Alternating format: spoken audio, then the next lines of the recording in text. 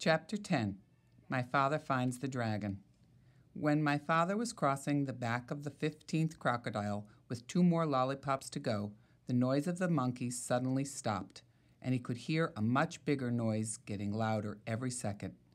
Then he could hear 7 furious tigers and 1 raging rhinoceros and 2 seething lions and 1 ranting gorilla, along with countless screeching monkeys, led by 2 extremely irate wild boars, all yelling, "It's a trick! It's a trick! There's an invasion, and it must be after our dragon. Kill it! Kill it!" The whole crowd stampeded down to the bank. As my father was fixing the 17th lollipop for the last crocodile, he heard a wild boar scream. "Look, it came this way. It's over there now, see?" The crocodiles made a bridge for it, and just as my father leapt onto the other bank, one of the wild boars jumped onto the back of the first crocodile. My father didn't have a moment to spare. By now the dragon realized that my father was coming to rescue him. He ran out of the bushes and jumped up and down, yelling, "Here I am! I'm right here! Can you see me? Hurry! The boar is coming over the crocodiles too! They're all coming over! Oh, please, hurry, hurry!" The noise was simply terrific.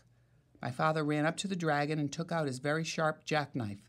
"Steady, old boy, steady.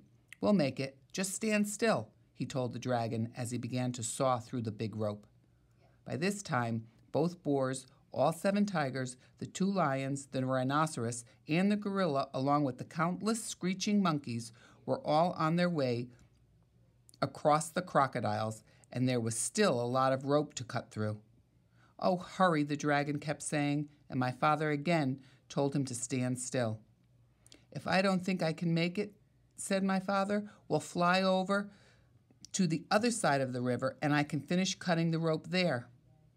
Suddenly, the screaming grew louder and madder, and my father thought the animals must have crossed the river. He looked around and saw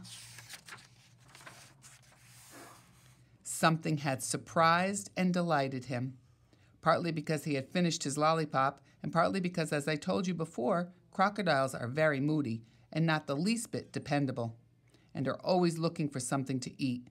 The first crocodile had turned away from the bank and started swimming down the river. The second crocodile hadn't finished yet, so he followed right after the first, still sucking his lollipop. All of the rest did the same thing, one right after the other, until they all were swimming away in a line. The 2 wild boars, the 7 tigers, the rhinoceros, the 2 lions, the gorilla, along with the countless screeching monkeys, were all riding down the middle of the river on a train of crocodiles, sucking pink lollipops, and all yelling and screaming and getting their feet wet. My father and the dragon laughed themselves weak because it was such a silly sight. As soon as they recovered, my father finished cutting the rope, and the dragon raced around in circles and tried to turn a somersault.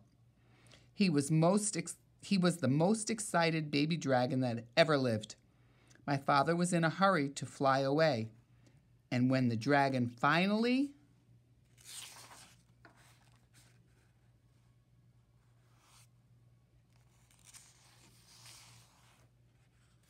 calmed down a bit, my father climbed onto his back.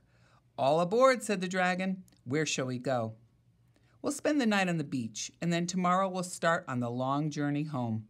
So it's off to the shores of Tangier," shouted my father as the dragon soared above the dark jungle and the muddy river, and all the animals bellowing at them, and the crocodiles licking pink lollipops and grinning wide grins.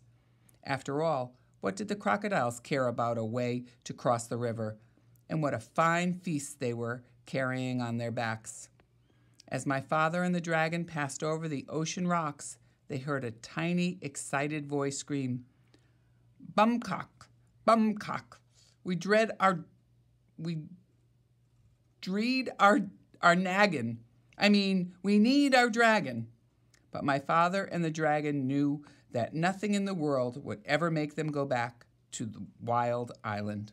The end.